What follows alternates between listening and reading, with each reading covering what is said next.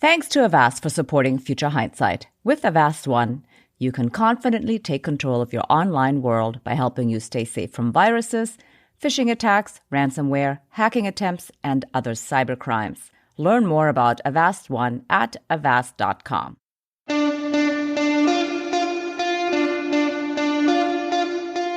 Welcome to Future Hindsight, a podcast that takes big ideas about civic life and democracy and turns them into action items for you and me. I'm Mila Atmos.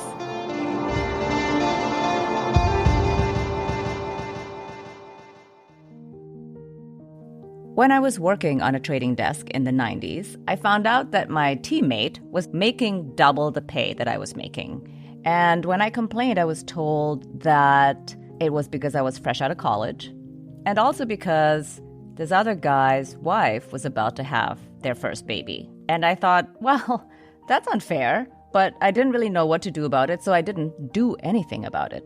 And when I looked for a new job, though, I said in my job interview, I know that my teammate is making double what I'm making, and I know that I'm just as good as he is at my job. And I demanded that I get paid at least the same. And it worked. I got paid more in that new job because I had the data, and I was able to use it to get a better deal, to get closer to pay equity, which, let's face it, is a long way off. Women still only earn 82 cents for every dollar a man earns. And this is kind of the nub of the big idea at the core of today's show. What if we could use data enabled by technology and artificial intelligence to drive more equality? Inequality reaches far beyond the gender pay gap.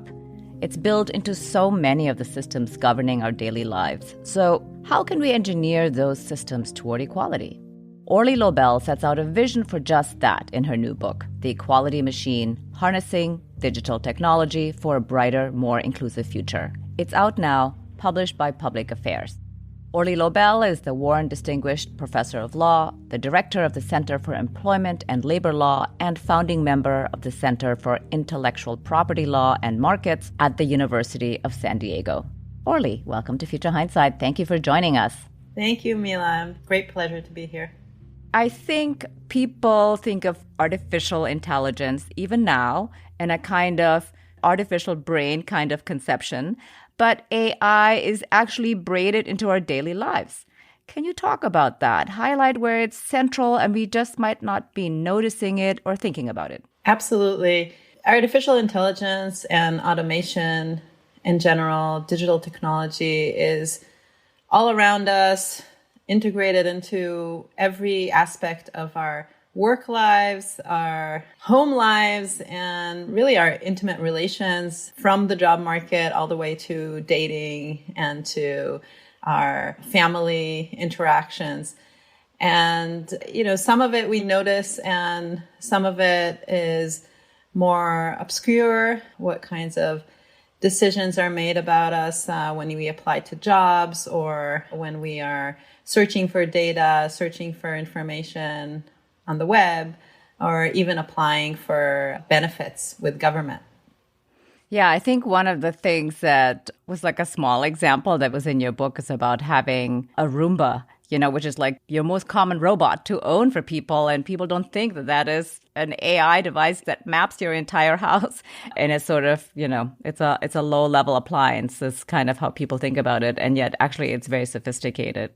Roomba is such a, as you said, kind of a low level of sophistication, and also by design, it's not that Hollywood kind of robot that we envision, like a humanoid. And yet people have those ambivalent feelings about integrating a Roomba into their house. There's, on the one hand, maybe fear of what you just said about mapping the entire house and what is it collecting about us that it doesn't maybe really need for just vacuuming? But on the other hand, people get very attached to the Roomba. So there's even, some stories about people that don't want to replace the Roomba with a new one if it got smashed or needs fixing, but rather they request the same one because they feel it has become in some way a member of their family. Yes, I thought that was an interesting anecdote in your book. But we're really interested in equality here on the show and civic engagement. And one of my favorite interviews for this show, in fact, we won an award for it, not to brag, was with Shoshana Zuboff about surveillance capitalism. And her argument really is that AI is anti-democratic.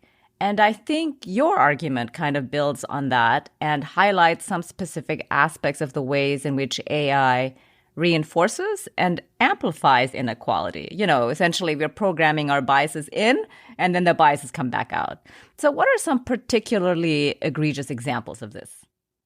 So, a lot of examples repeat themselves, and that's part of the problem, actually. And there are algorithms that weren't trained well, that received partial data, be it for facial recognition or other kinds of biometric screening for health purposes. So dermatology screening, there's research. If you don't introduce the algorithm to enough data, you have a machine really that's making decisions based on the majority and not taking into account minorities of groups that have less access to digital technology, who have been studied less, who have just not been perceived as the prototypical person. So that would always include women. So much of our clinical trials and kind of market design have been catered to men.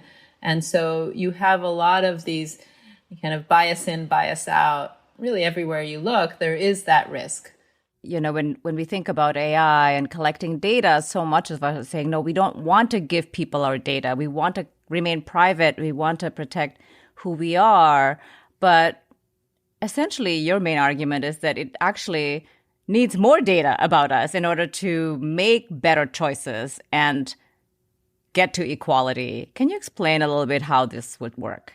Yes, absolutely. So there's this real tension here. And you mentioned Shoshana Zuboff's book, Surveillance Capitalism. It's an important book. Actually, we have the same publisher and we're in agreement in some ways, but in other ways, there's a real tension and conflict and normative choices that we have to make as a society about the kind of data that's protected versus collected. And I've been arguing that this very influential term of surveillance capitalism that has now informed, our cultural debates and our policy making about how much risk there is, how many dangers and possible harms there are when there's invasion into our private personal spaces, our information, our sensitive data. In what I have seen and research and the kind of tech policy that I do, there's been a cutting off of a lot of potential for creating better data to train the algorithms, more information to use with the help of AI to really redistribute a lot of the resources that we have in a society.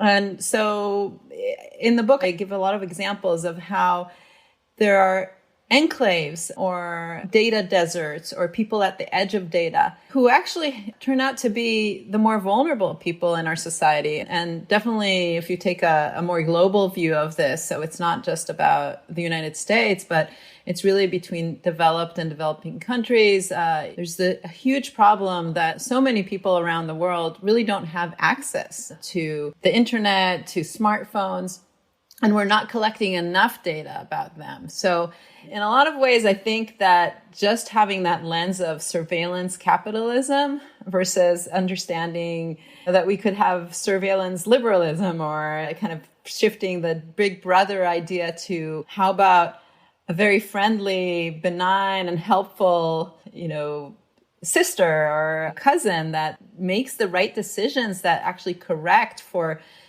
centuries of discrimination and exclusion. I think that we really are at a point where we need to have a more balanced debate about how privacy has to be offset by other values and goals that we have in our society. And actually, I loved, Mila, your first story about the gender pay gap. It's also true about racial pay gaps that, we're still in this reality, having had pay equity laws on the books for many, many years. We still have significant pay gaps. And so that's actually been something that I've researched quite a bit. I write about it in the book, and I've been also involved in private industry in tackling it through the help of technology. Yeah, so let's talk about that. How would AI close the gender pay gap? Yeah, so again, it's not AI alone, and it's AI with policy and with concerted efforts and willingness by companies to put in the work. But there is certainly this really frustrating evidence about the stagnating pay gap. And exactly like you described it, Mila, that it's not just in different positions. So definitely we have, occupational segregation, which is another thing that actually automation can help with. And it's a different conversation about, what kinds of jobs are going to be replaced and how our human capital can be valued. Robots are taking on more of our work. But even when you take, just like your story, the two identically qualified people in the same position, or perhaps the woman is actually doing more, as we tend to see in a lot of organizations, we have these clear pay discrimination realities that are very widespread. And so this has been very frustrating to me as somebody who teaches employment law. I direct the Center for Employment and Labor Policy, and I do a lot of consulting work both to governments and to private industry about it, and kind of expert witness in discrimination cases. And just really frustrating about how much human bias we have in pricing. It's so tough for people to really understand how they are making decisions about what they're going to pay their good workers, how they're going to incentivize them, how they're going to reward great performance. Turns out we're really bad at it. And in the Equality Machine, one of the most important messages that I show throughout the book is that it's not enough to talk about an algorithm gone wrong or an AI having the risk of bias. What we need to be talking about is the comparative advantage, because we have to recognize and always remind ourselves that the status quo, the human decision maker, has a lot of biases. And the questions are, who fares better and what has a better improvement trajectory? What can we detect and how can we make it, de-biased? And with human, it's very, very difficult. So on the salary questions, in my work, I show that, again, what we need is more information. The big problem is that people don't know that they're underpaid. Women don't know their worth. And there's questions about mobility and how much you hop across different jobs, which is kind of exactly like you described. Again, your story is exactly describing the reality is that you can't really fight the organization when you don't have a lot of outside options, and you don't get retention deals and renegotiations if you don't have outside recruitment. And so that's one way that now with digital technology and access to so many more job offerings or job offers, job ads, knowledge about where your skill can be best applied. So intermediary platforms like LinkedIn and many others and job ads are really, again, democratizing our access to, replacing the word of mouth. They are using AI to kind of figure out who they need to send ads to. And again, I know that there's been a lot of, fear about these automated ads that have biases in them, but they are really the drive of moving away from the very narrow job market that we used to see, where it was like an all boys club. People would just bring their friends and their close-knit family and extended community members. And now we have a global job market. We have, through, again, technology, the help of remote work. So that's one, huge driver on just getting the labor market, the job market, more competitive and allowing people to kind of find out their worth just through search and knowing more about what their opportunities are.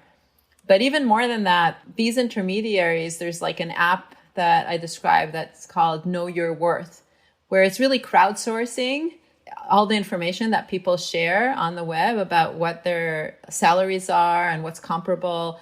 And it's really kind of reversing these years of asymmetric information where employers know all the pay scale and employees don't. And then one step forward, actually, I'm on the board of pay equity alliance with major industry leaders from like NerdWallet to Nordstrom and many others. Businesses really interested in doing the right thing on pay equity. And because of our limited computation abilities as humans, and because of our, unconscious biases and just kind of the difficulty to see everything that's happening, even when there's a real interest, you really need the software for it. And so there's great leaps in the software that is available now for companies to implement and to suddenly see these gaps that were hidden, kind of go beyond job formalities, titles, and look at what are the work products, how people are evaluated, and kind of compare across many positions, whether there is gender pay gaps and how to correct them. Yeah, I think the big takeaway for me when I read your book is how important it is to have transparency and also to have the data of the performance and what people are doing with these jobs, because, like you said, there was so much informational asymmetry. And I would argue there's also informational asymmetry from the employer, because I think a lot of them just make these like gut decisions. I like this person and I'm going to give this person a raise without actually evaluating whether that person is the better performer than the person sitting next door, doing the same job. We're going to take a short break to thank our sponsors. And when we come back, Orly questions the knee-jerk negative coverage of technology and AI and outlines the ways we can repurpose technological tools to protect the vulnerable. But first, thanks Avast for supporting Future Hindsight. Avast is a global leader in cyber protection for more than 30 years and trusted by over 435 million users and prevents over 1.5 billion attacks every month. Avast empowers you with digital safety and privacy no matter who you are, where you are, or how you connect. Enjoy the opportunities that come with being connected on your terms. Avast's new all-in-one solution, Avast One, helps you take control of your safety and privacy online through a range of features. It's their best protection yet, giving you everything you need to take control of your safety and privacy online, and is accessible through a single, easy-to-use interface. Privacy features keep your identity and actions hidden. Security solutions stop malware, phishing, and virus attacks. Performance products clean up and speed up your devices, and VPN allows you to connect safely and securely to public Wi-Fi and conduct your business wherever you want without the fear of cybercrime. And their award-winning antivirus stops viruses and malware from harming your devices. I'm a fan of their data breach monitoring. It enables you to find out if your online accounts have been compromised and whether you need to change your passwords. Thank you, Avast, for supporting Future Hindsight. Confidently take control of your online world with Avast One. It helps you stay safe from viruses, phishing attacks, ransomware, hacking attempts, and other cybercrimes. Learn more about Avast One at avast.com. And now, let's return to my conversation with Orly Lobel. The other thing that I thought was also really interesting was that you stressed over and over again that technology is a tool. And I think so much of how we perceive technology when we think about surveillance capitalism is that we think about it as like this almost another being that has its own life and its own emotions and its own motives, but it's just not true. And so when you think about making the technology work for us, what is the first thing that comes to your mind when we think about the equality machine? Exactly like you describe it, we need to think about what our goals are, what our social norms are, what our values are in a democratic society. And we need to use technology as a tool to help us fulfill those goals. And with automation, with digital technology, with algorithms making decisions, we have this great thing of having like a digital paper trail where we can have audits and we can have checks on what are the outputs of what we're using. So There's all these examples of AI gone wrong right now that are really kind of shaping our view of where we're at. So one of them is the facial recognition gone wrong. Another one is the Amazon resume parsing tool that they were building. And it turned out that because the algorithm was looking at all the successes in the past, it really prioritized men who played lacrosse or specific male names.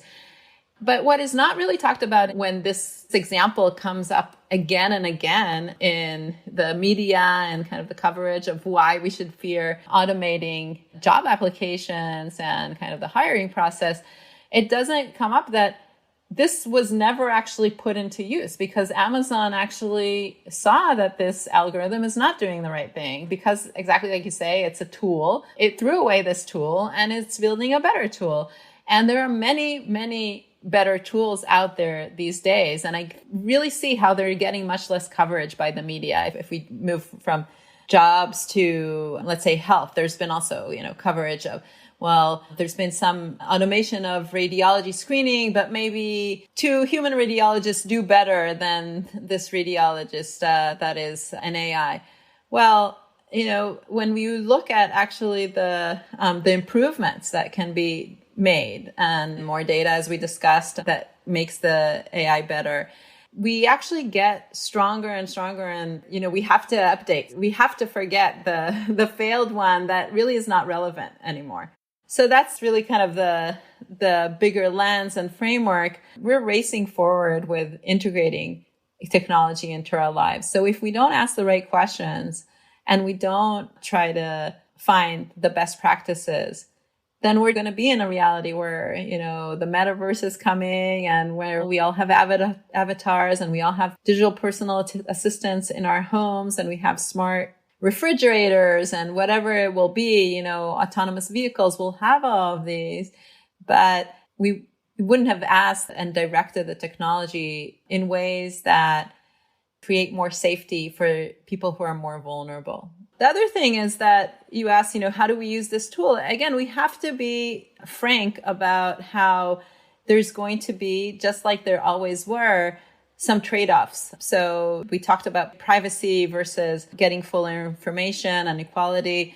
But there's other trade-offs. We might want more security and safety versus more speech that's kind of unmoderated, public health. So the AI won't solve those kinds of questions. Like, do we remove false information in order to create more public health during a global pandemic? That's something that as a society we'll always have to make these decisions between trade-offs. But the AI can help us really achieve the goals that we've always had.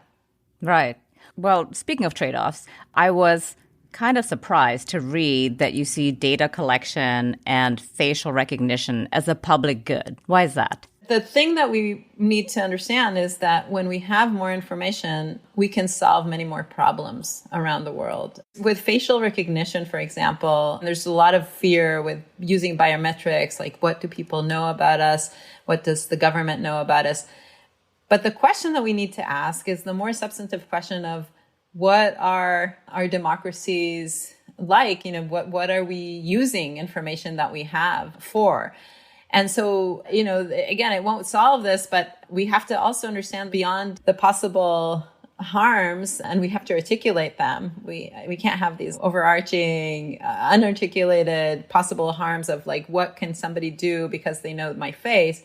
There are many medical uses right now for facial recognition, for helping people in remote locations around the world that don't have access to regular medicine, to doctors. There are amazing scientists. Like I was just at Tel Aviv University, and there's this scientist that's developing an early detection and treatment for people just through facial recognition technology that will help parents kind of know about propensities to diseases and help provide for their kids. That's enormously democratizing, that kind of remote health. With law enforcement, I think the thing that people fear most with facial recognition, like, people will know my face and there's going to be law enforcement, and law enforcement can go wrong, as we know.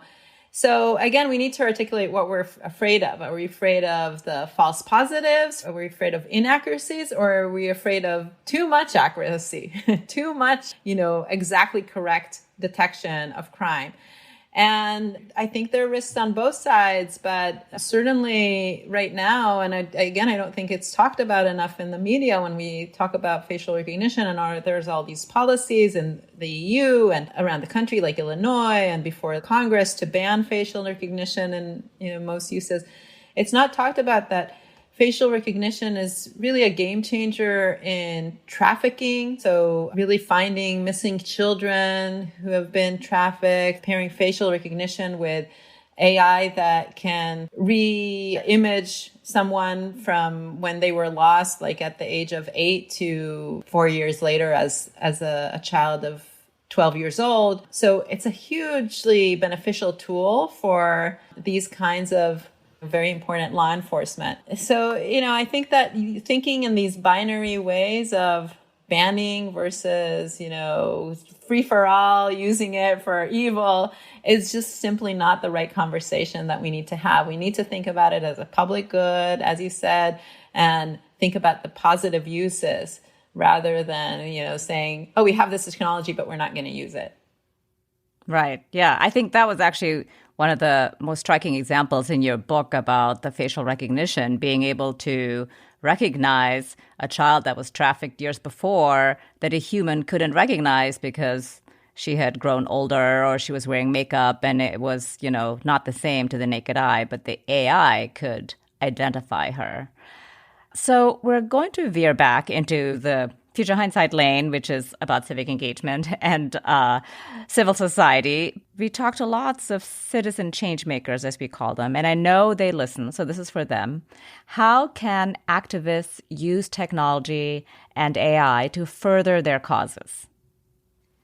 Well, first of all, so important for me, and this is why I wrote The Equality Machine, is first of all to have skin in the game and be in the inside, if you will. So I think that just being from the outside and criticizing and raising the concerns and the fears that we've talked about is not really going to do the work. So there are a lot of positive nonprofits right now that are looking at AI for good. There are a lot of in private industry, departments that are about ethics in AI, algorithmic accountability, algorithmic equality.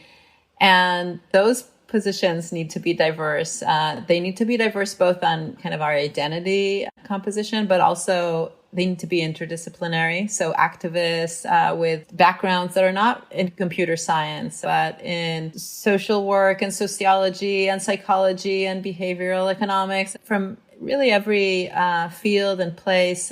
We need to have these conversations and engagement and have a vision of, how do we use these tools, repurpose them for the goals that we have. And there's so many examples. Again, I don't think that they're covered enough, but if you're working in the area of environmental protection and climate change, if you're working on poverty alleviation and education and literacy, if you're working in the field of public health and access and accessibility and disability rights, or on, workplace and labor organization, the tools are out there and we need to really kind of grab them, be in the conversation, have skin in the game, and have also the kind of positive, constructive vision. That's really just the primary goal of writing The Equality Machine, of kind of shifting the conversation to the next steps and being constructive about it.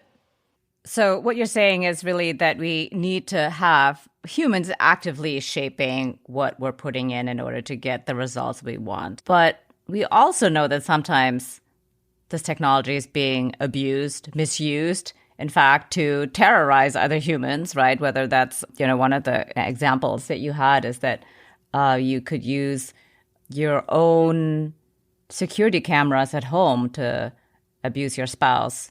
And so what's the line here? How can we actually do this successfully in a way that really tamps down one and elevates the other? Right. And there's no magic formula.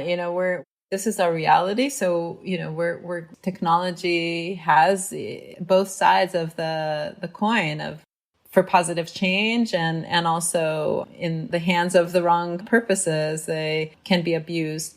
The example that you described with people finding themselves kind of trapped in their own homes with surveillance that's used by an abusive spouse.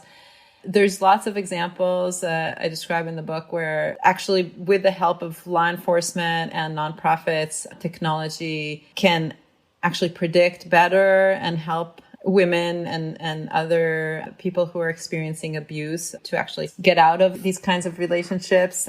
So again, it's a more balanced story. Competition. So definitely competition in what's offered in the market and, kind of more consumer choice and more consumer input is key. So there's very important work that's being done right now by government. I'm part of that conversation about antitrust and competition policy and, looking at big tech and whether we have enough access to build the tools, with thinking about nonprofits also using these tools, also having access to the data. But the most important thing for us as a society to have a focus on digital literacy and to educate and to give access to people who have been traditionally disempowered. So let's say in a reality of domestic abuse where there's starting to be automation, but the person who's controlling the automation is the abuser. If we think about this seriously from an early age, making people not afraid of AI, but actually, I use that word, skin in the game, from a young age, teaching young girls and young boys to use technology, to code, to, even if they're not, in that field of coding, to know what to look for, to know what to ask for, and to demystify, the whole kind of interaction, human-machine interactions. I think that we will see a lot of progress on that front.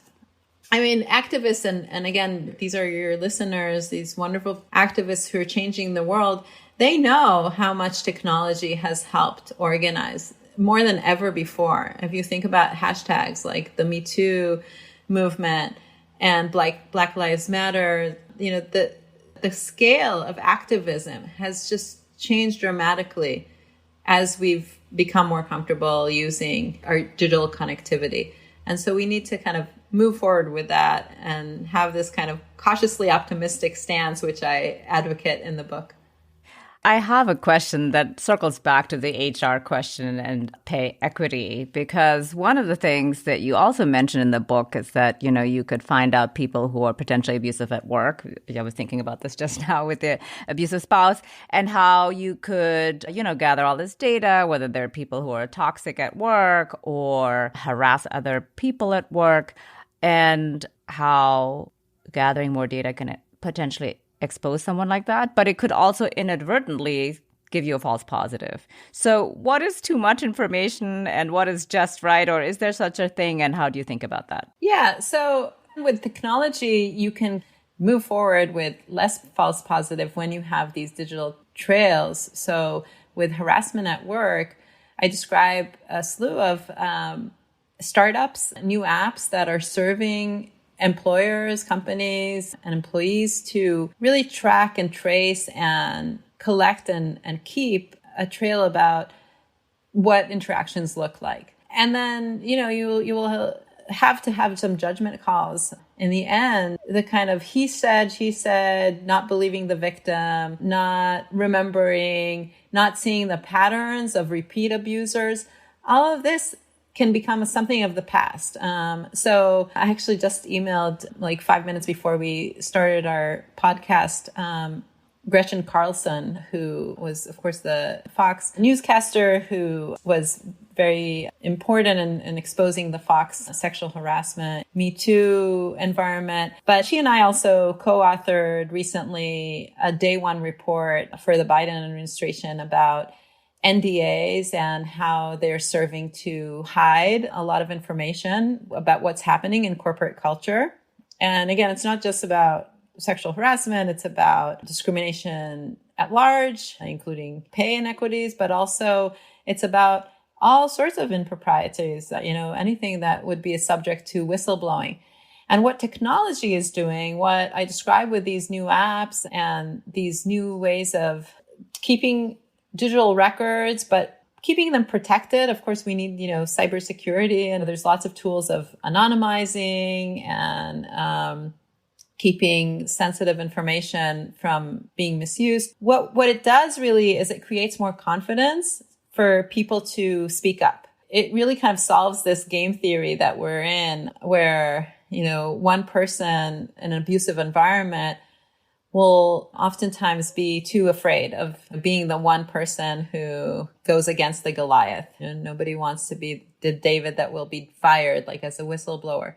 But when we have these third-party providers, like these apps that allow you to submit grievances in anonymized ways and to kind of have it's like a notary that is with you your whole career. You're kind of keeping these notebooks about what's happening.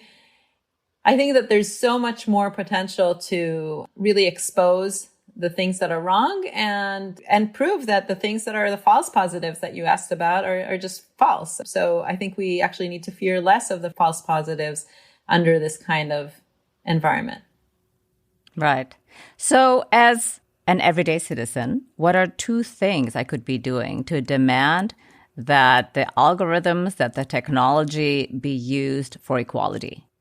Yeah, so digital literacy, really feeling comfortable with what is an algorithm. It's just a formula that's trained by data. In the book, in The Equality Machine, I really tried to simplify a lot of these terms that sometimes seem scary to everyday citizens, like what is deep learning and neural networks and machine learning. And it's really, things that we can all understand, even if we don't understand, how exactly they like the inner workings or how to program them. So educating and having a balanced conversation. Again, not allowing sensationalist reporting about how we're all going to be tracked and traced and, no more privacy and no more human decision making, and being smart about differentiating between fact and fiction, between Hollywood depictions and what are the realities. And then understanding that even, when there are failures, if we ask the right questions, there can be efforts to reform and to get better. Excellent. So as we are closing in towards the end, looking into the future, what makes you hopeful? My daughters are now getting older. And so I have one daughter who is an AI researcher at Stanford. She's a college student at Stanford doing symbolic systems and computer science and AI and neuroscience and economics. And the other one is studying cyber security and cyber operations and intelligence at USC. And then I have one in middle school. But this generation, so my daughters, my students, I think there's much less of a fear of technology in their lives and in their realities. That really makes me hopeful. I think that, for example, with autonomous vehicles, they get it. Like they get that we will be at a time where they will be safer than human drivers. And I see a lot of people and kind of my colleagues and, reporters that are terrified of this and reporting about, an accident that happened with Waymo or Uber and kind of having a conclusion from that we're not going to get there. We're not going to have safe autonomous vehicles. I think there is a lot of kind of positive energy in the generation that we're training now, that I'm teaching, that I see are doing amazing things and are doing the cause lawyering or public organizing, the for-profit. So I see a lot of things to be hopeful about, and now we just need to really tackle the very wicked problems that we have in our society. And our work is cut out for us. It is. But it is hopeful that young people are jumping in and really putting their skin in the game, as you have mentioned earlier. And I think you're right. It bodes well that the more young people are in it to form the future of this technology, the better. Well, thank you very much for being on Future Hindsight. It was really a pleasure to have you on. It was my pleasure. Thank you, Mila. It was great. Orly Lobel is the Warren Distinguished Professor of Law, the Director of the Center for Employment and Labor Law, and founding member of the Center for Intellectual Property Law and Markets at the University of San Diego.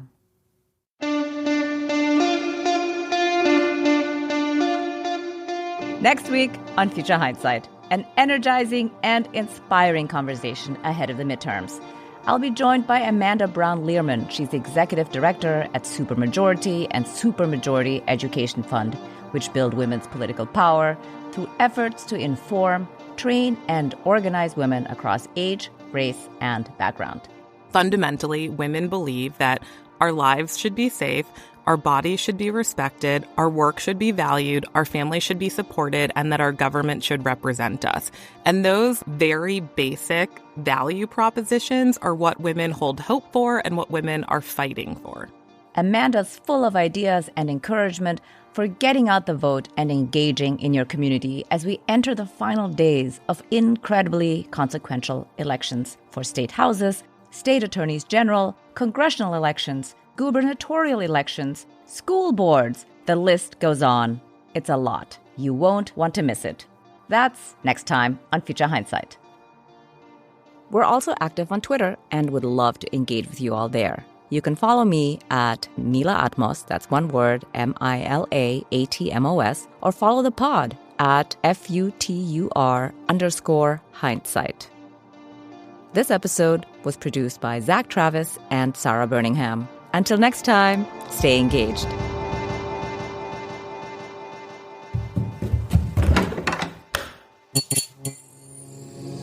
This podcast is part of the Democracy Group,